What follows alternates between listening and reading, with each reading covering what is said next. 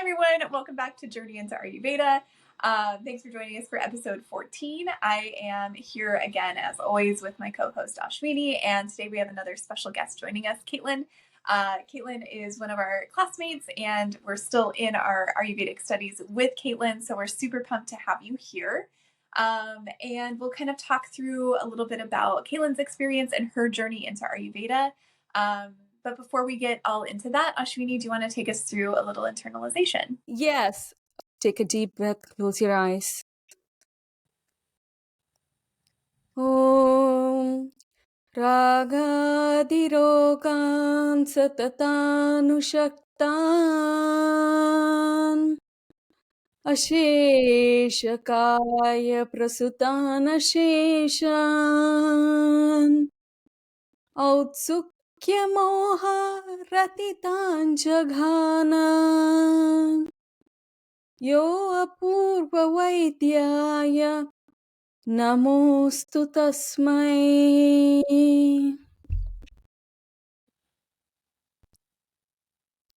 We have raga, dvesha, the constant pendulum between raga and dvesha. Raga is the extreme desire for the things which we don't want to have, but dvesha is the opposite of that. It's extreme aversion of the things we already have.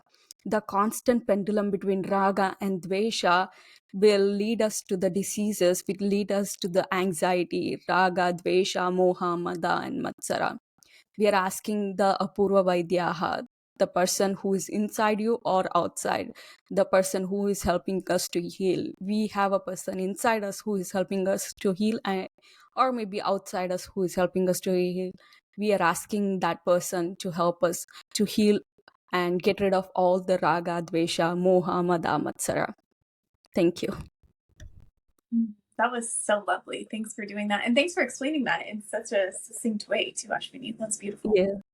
Thank you. So today on our show, we are excited to have Caitlin, Ayurvedic counselor. She's gonna share us her Ayurvedic journey, her story, some advice for us. Hi, Caitlin. Welcome to Journey into Ayurveda. We graduated Ayurvedic counselors. Now we are together studying Ayurvedic practitioner. How do you feel? How is your Ayurvedic journey going on? Well, hi guys. It is so great to be here and to see you and connect again. And I'm loving what you're doing with your podcast. Sharing your experiences with Ayurveda is just so valuable. So thank you. Thank you for the work you're doing, and thank you for inviting me to join. And to answer your question, I am so pumped to be an Ayurvedic counselor. It's been a transformational journey, to say the least, and now being able to share that knowledge with other people and help everyone else on their healing journey is just one of the most fulfilling feelings, and something that I'm very grateful to be able to do. Amazing. Thanks for sharing that. Caitlin, will you share a little bit about where you're from, where you live now? Obviously, Ayurveda is one of your passions, but any other passions or hobbies, so we get to know you as Ashwini and I, and then our listeners can kind of get to know you too. Of course. So I was born and raised in Manhattan Beach, California. It's a small coastal city in Los Angeles. Lived there my whole life, and then about 10 years ago, moved here to Valparaiso, Chile, where I'm living now. I've been working here and teaching English for the past 10 years, which I love.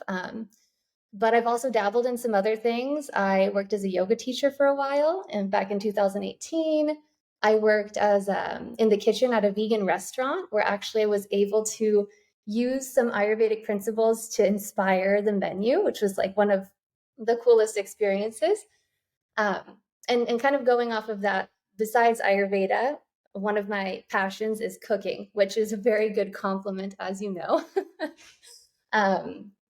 So experimenting in the kitchen, going to the farmer's market, trying new ingredients.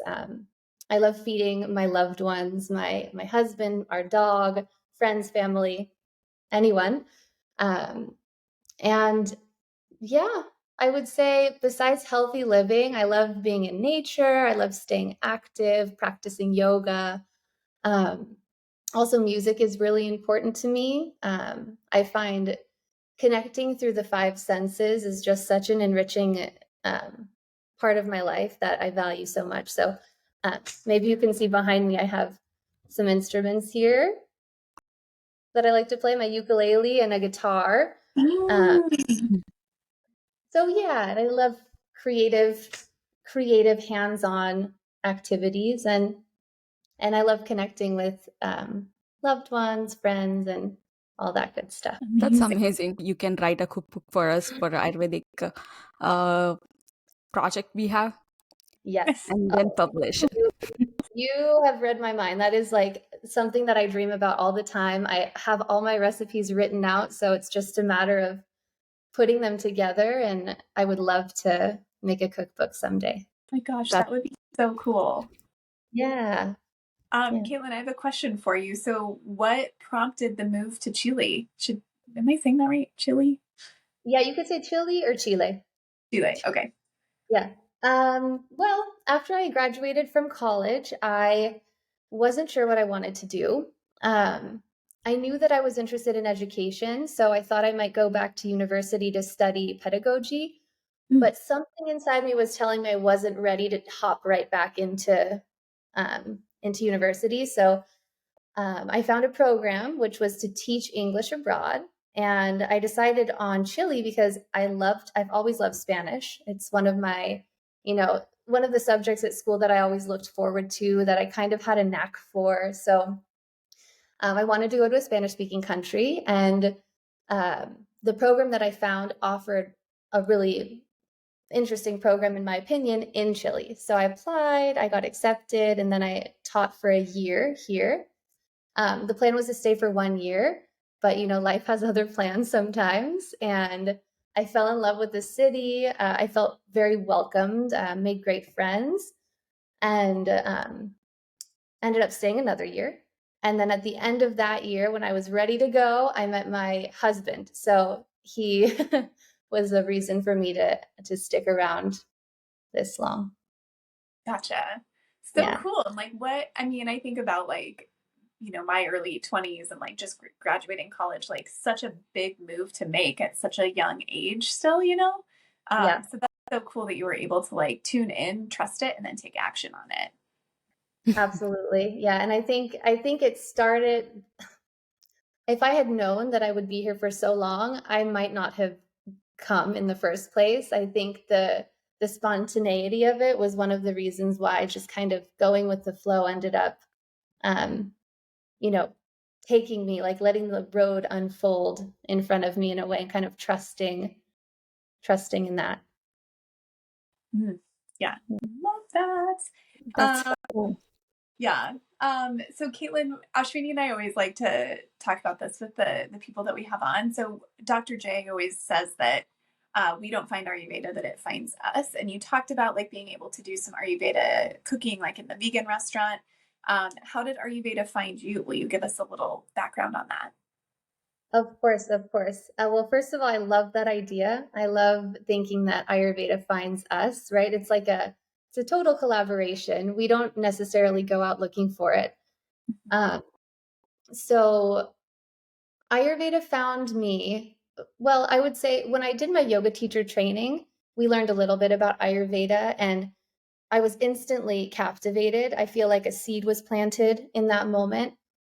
We did a cooking workshop, so just kind of seeing Vata, Pitta, and Kapha come to life in the food, like how foods could help balance those functional energies, was just very interesting to me. But it wasn't until a few years later, I was experiencing some health issues around my menstruation. And I kind of always had, but it was so normalized, to feel pain on your period and to have cravings and mood swings. And so I didn't think much of it. But as I started studying yoga and getting a little more in touch with my body, and learning about what it means to be healthy, I realized this was my body's way of telling me that something wasn't right. It was not normal to be feeling these things. So um, I had been listening to a podcast called The Elements of Ayurveda with Colette Kent. I don't know if you're familiar with it. I think you've told her. Yeah, I think I might have mentioned it, but it's such a wonderful resource. It's just so much good information there. And I'd been listening for a while, and I decided to reach out to Colette and ask her for a consultation. And she gave me very simple guidelines, diet and lifestyle guidelines, very manageable. And I implemented them and noticed that my symptoms had drastically reduced in just 3 menstrual cycles. And so this just kind of blew my mind to see how powerful these, holistic ways of healing can truly be. And ever since then, I've just been hooked. Yeah, that's so cool. And I think, Ashwini, this was, I think, one of our stays in California. We got into a conversation with a couple of our other classmates about our cycle and determining whether, like, is it normal to have the pain and is that everybody's experience? And then Ashwini and I had a conversation where she was like, I was like, okay, you're on your cycle. Like, what do you want to do for yoga? And because I was like, you have all the same things I do, like cramps and like you're tired. And Ashwini was like, no, like I don't really have any of that. And I was like, what? People experience things that aren't like mine. Yeah, that's your experience. Yeah, it's so interesting. But I'm with you. Like I did like a modified panchakarma recently where like my cycle has been significantly better. Like I don't know that I've had a cycle where I haven't had like massive cramps or like clotting in my flow or like, just I still am like tired, but I think that's okay. It's more of like the discomfort that I experience and not the pain, which has been such a game changer. Right. And this reminds me a little bit of something we've learned about how to determine how severe a symptom is. And so it could be mild, moderate, or severe. If it's mild, it's manageable. If it's moderate, it can somehow influence or affect your day-to-day routine. And if it's severe, it leaves you unable to do your work, unable to maybe get up and, get out of bed or drive. Like once it starts to interfere with your day-to-day routine, that's when it's not normal. It's a problem that needs to be addressed. Yeah. It also matters. There's a whole system. I don't know whether it's Ayurvedic or just in India they do it. Whenever they get first period, we have like a whole routine of things we do. Like you cannot get up for 3 days. You have to eat all like dry fruits and all like heavy things, grounding kind of things. It's like getting fat and eating and then just taking rest for like days. And I think that's why I don't have anything. Like I always think that maybe that's why I don't have anything. And maybe I might be making this up because I felt like after that I didn't feel any problem with my menstruation. That's such a different like experience. It's like you were like welcomed to rest. And I feel like here, and maybe still in India, but I feel like here it's always like it doesn't matter what you have going on, you have to go. Like you have to perform. It has to be the same thing every day. And it's just a different experience. If you think of the ads that we grew up seeing, like tampon ads, right? You see like a girl playing tennis, like just totally go about your day, go horseback riding, go swimming, like whatever, just live your life super actively, which is, well, as we know, like increases like. And when our body's going through this detoxification, purification process, we don't need any more exercise to purify. We need to calm down. We need to slow down. So yeah, it's true. Yeah, and those ads are always like so happy and like playing tennis, and it's like I don't want to be doing that when I'm on my period. What are we doing here? I just want to eat and I don't know, sleep. We need to listen to our bodies. Yeah. So, Caitlin, you mentioned that you're teaching English, and then you've done some like teaching of yoga, and then you're also studying Ayurveda too. And I like to think of this more as like a blend and like a specific balance. But how is it that you blend studying and teaching and maintaining your social life and doing all of that kind of stuff? What's that process been like for you? Well, I think that's such an important question because when we learn about Ayurveda, I think a lot of people, when they get into Ayurveda, we're so enthusiastic about doing all the things. We have so many guidelines, and they're all so wonderful, but we do have other responsibilities in life, and it's all about finding balance. So I think there are a few things that I'd like to mention, ways that I find balance. And one is definitely about structure. I think that's essential, right? So finding flow within mindful structures. So, for example, I like to divide my day into three parts. I have the beginning, the middle, and the end of a day. And I have some kind of non-negotiable practices that I like to do in each of those moments. And that's like a guiding light for me. So this is something that I did not do in the past. I was very scattered and kind of just took each day as it came.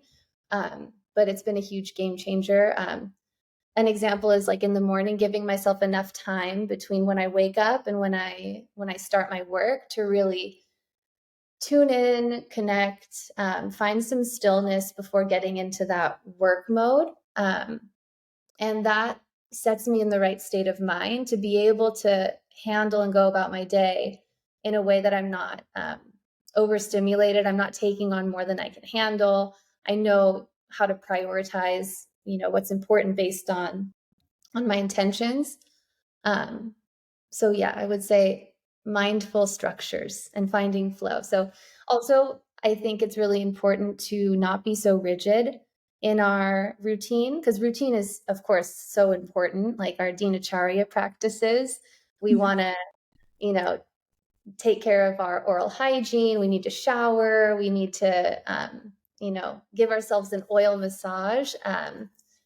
So maybe I'd like to go through a list of my non-negotiables. Yeah, like things Yes. Yeah, go ahead. these are things I'll focus maybe on the morning, and then mention how I try to balance it and stay away from rigidity. So to find a little more flow.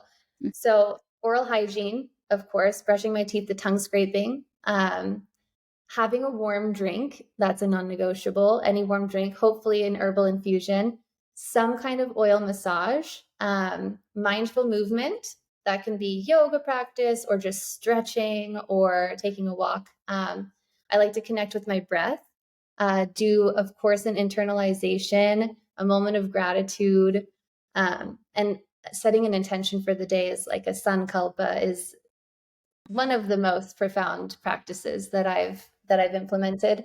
And then taking my dog Mishka out for a walk and having breakfast. So those are things that, constitute my morning that never change. But to not be so rigid, I like to give myself the time and the flexibility to adapt. So depending on what the day requires of me, like for example, today I knew we were going to do the podcast. I was feeling a little anxious. So I knew that I needed to do some grounding in the morning, right? So I spent a little bit longer on my breathing practices, maybe. So that's an example of balance. I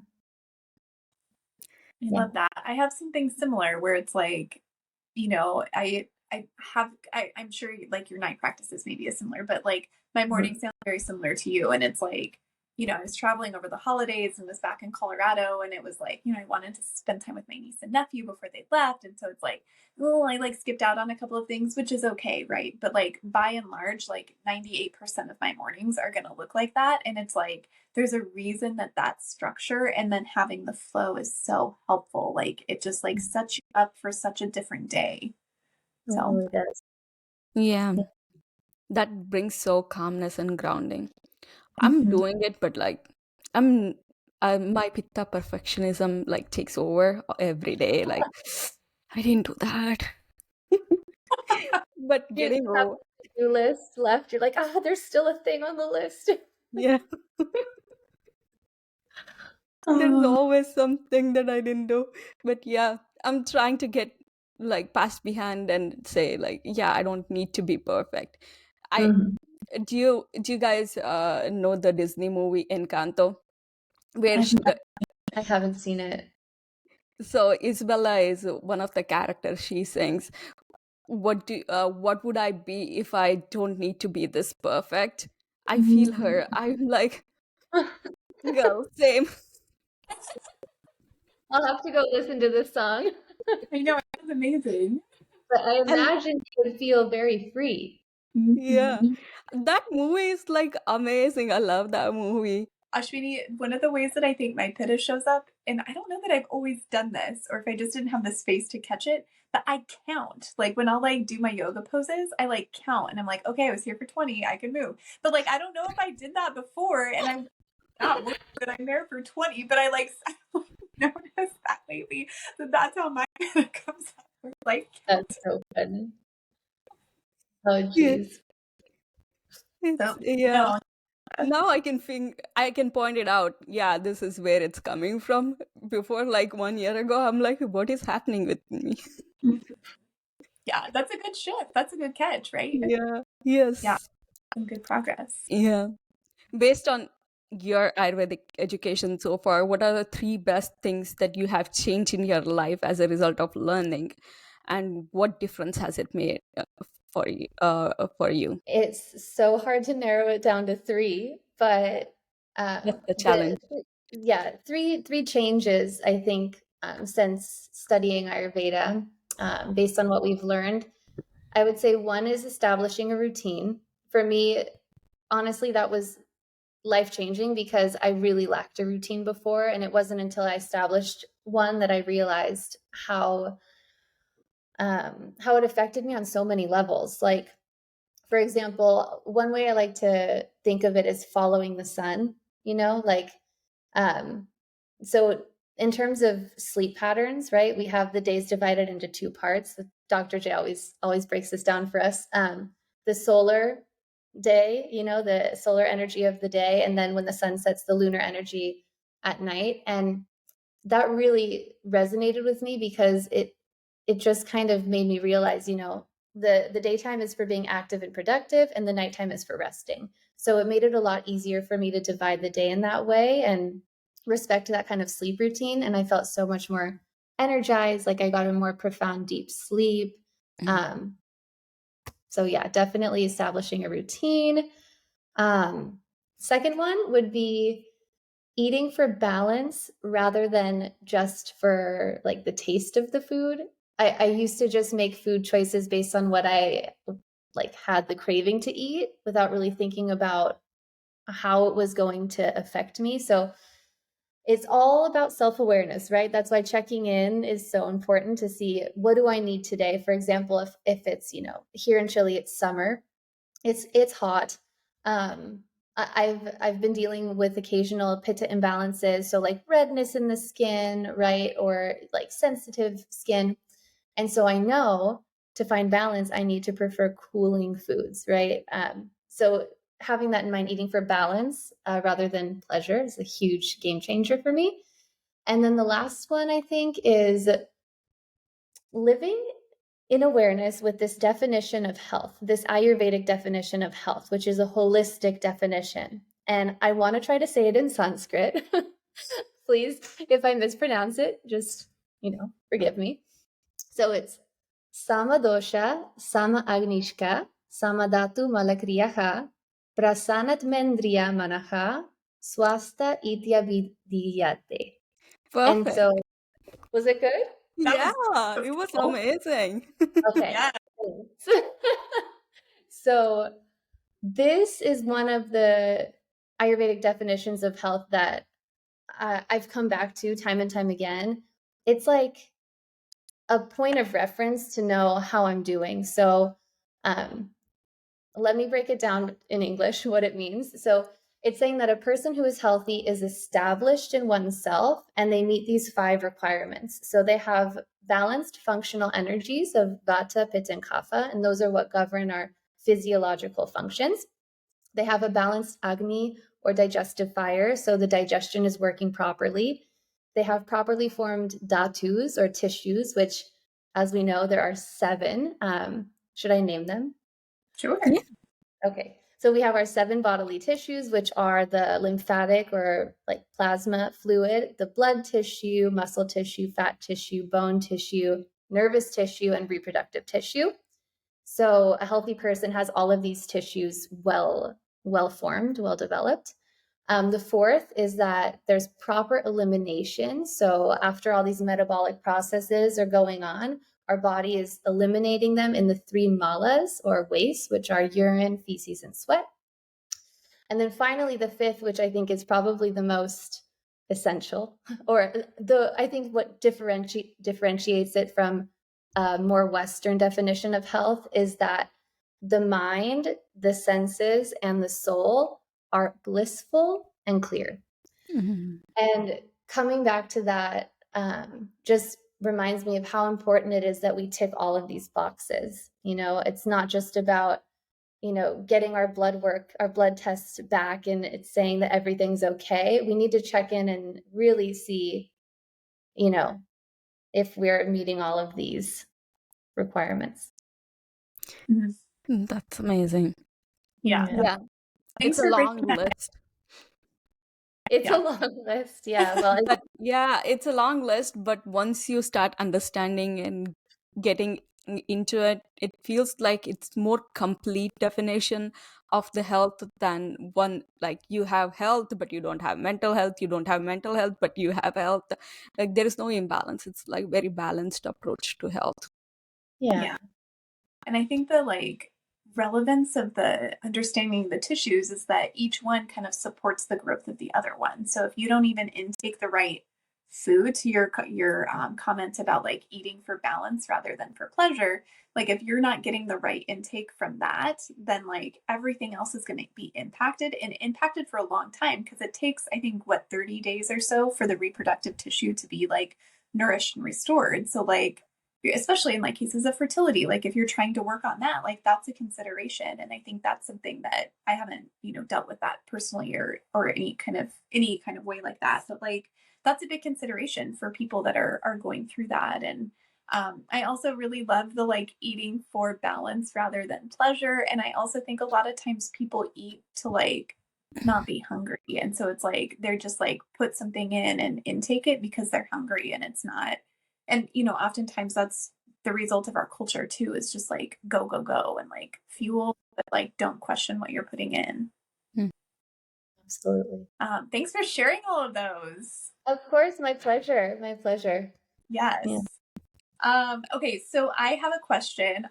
Ashwini and I usually do this, and I have an idea of what this is for you, but there's this concept in Ayurveda of prakriti, which is like our specific constitution, or Ashwini has explained it as like the percentage amounts of dosha that we all have. So there's the three doshas, and then we each have kind of a unique combination of the three within us.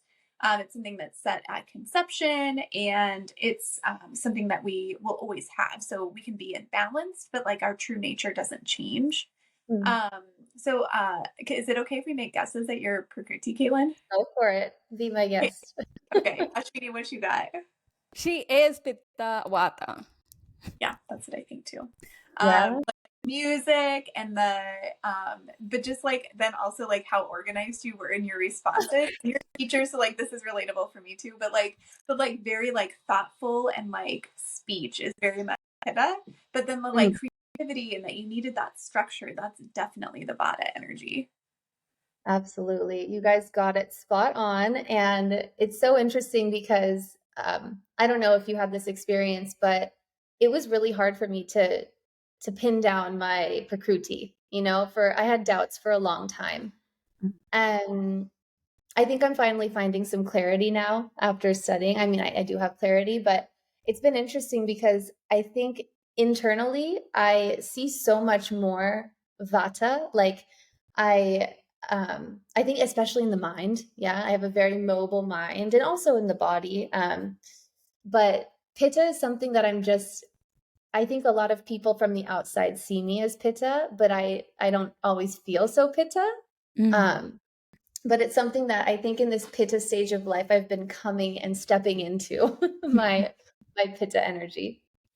You're grounded because of the yoga and all the teachings you got, but the pitta energy in you is having that structure, having that sharpness towards the thing, and having that the right thing to say when the right time comes. That's like all there. Yeah. And like that's also relatable for me, because I like, I think until we started learning more about the different doshas, I was like, well, I'm for sure Vata. Like, that was never a question. But like the Yeah. pitta, I was like, I don't have any pitta. But then it's like, now I start to see like, oh, that response was a little pitta. Right. Like, you know, my Same skin thing. red, and it's like I never really like connected with it because I think I didn't know, and I also was like, ugh, pitta's like angry or like, and Right. it's been really interesting to like accept that and to feel like more balanced with like that constitution that I have. Absolutely. Absolutely. And I think, I mean, I know every dosha has, something beautiful to offer. And so we just need to find the best qualities of all the doshas within us and harness those, right? We don't have to be angry pittas. We can Yeah. be determined pittas and stand up for important causes and, yeah. Yeah. Ashwini, how do you land on that with your Prakriti? How do you feel about yours? Yeah, I wanted to be Pitta so bad that I was like, everybody was telling me, really? I'm Pitta? I'm like, I want to be in Pitta so because I wanted to have, like, I saw like all the leaders and like everybody who's taking initiatives and all the positive qualities of Pittas, and then they said like if you have pitta it's easier to lose weight. I was like struggling with losing weight at that time, and then I was like, oh, if I'm pitta then I can lose weight. That now I have pitta imbalance. Back then I didn't, now I do. Now I'm like, oh, I understand what is it now, that I Gotta have cool to it down. monitor it. Otherwise it's like I'm yelling at someone or yelling at myself.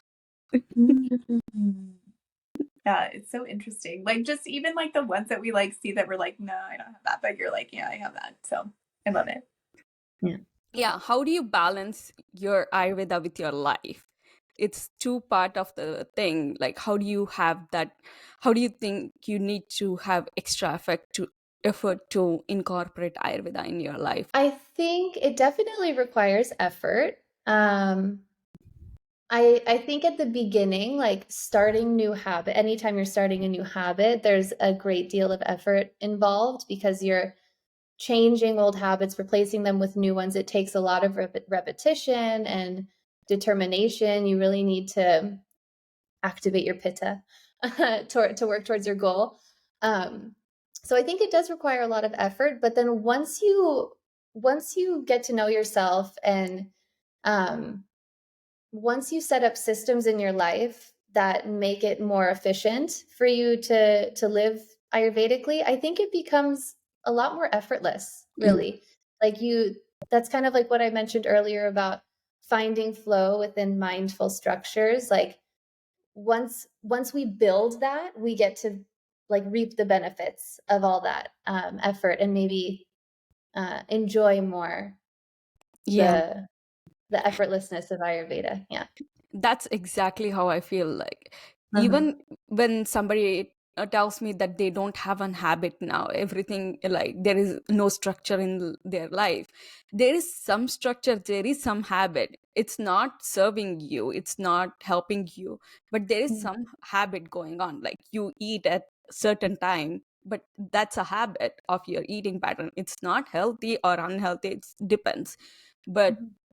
when we change from one habit to another, that's where really everything shifts, and that's where we have challenges in. But once the habit changes, I never felt like there is anything, like it's just part of my life now, everything just flows more better.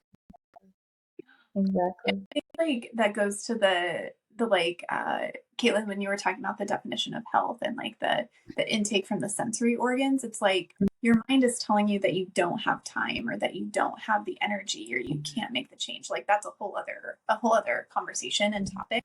But that's like part of that like right intake of our sensory organs. If that's the narrative, then you're going to constantly be looking for that to be true. And so I think to make that is like key to shift that narrative, and then the other things start to come easy. But I think you're right. Like you have to do the like little things, and then those will start to like become more habitual, and then you can build into the bigger changes. Mm. Yeah, yeah, you're so right. Mindset it's everything, Yeah. right? We can't make a change if we're not even aware of what we want to change, or we don't have an intention of where we'd like to go, who we'd like to be, or how we'd like to live. So before making any changes, we need to sit down, look within, and answer those difficult questions, like, what kind of life do I want to live? And then once we're clear on that, and we're clear with ourselves, we're clear with the universe, then it's a lot easier to change that narrative and make those, make those changes. Something that came to my mind when you were talking about mindset was,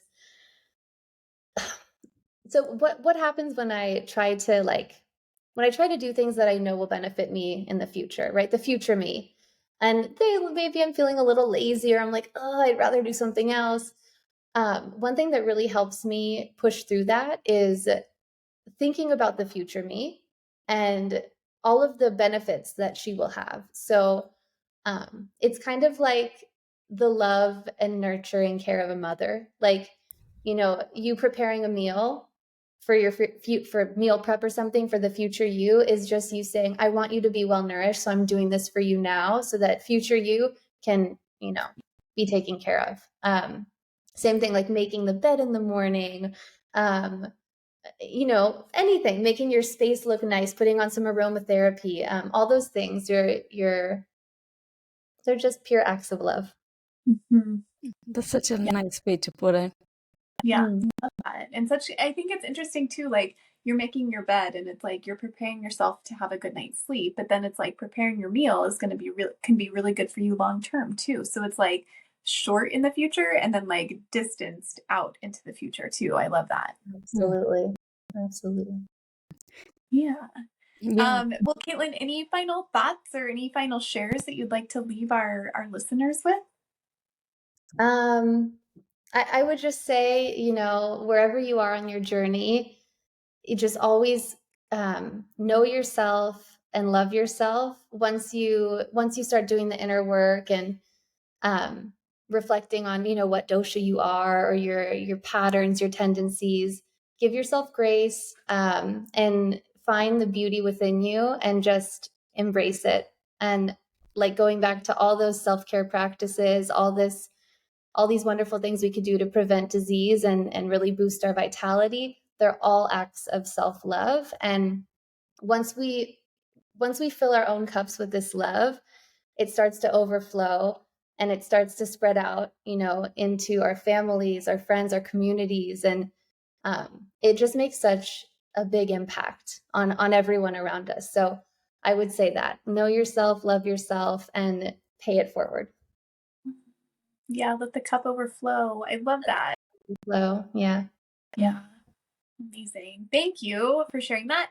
And thanks everyone for joining us on our Conversations with Classmates, our mini series here. And thanks to Caitlin for joining us today.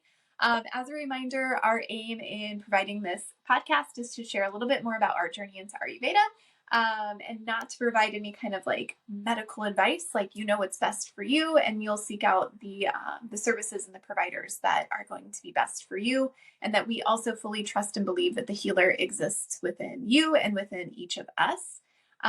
We will tag Caitlin in social media, and feel free to check us out on Instagram and TikTok. Caitlin, if you're on TikTok, we can do that for you too. And then we'll be back very soon with another episode of Journey into Ayurveda. Thank you all. Thank you. Bye. Thank you, guys.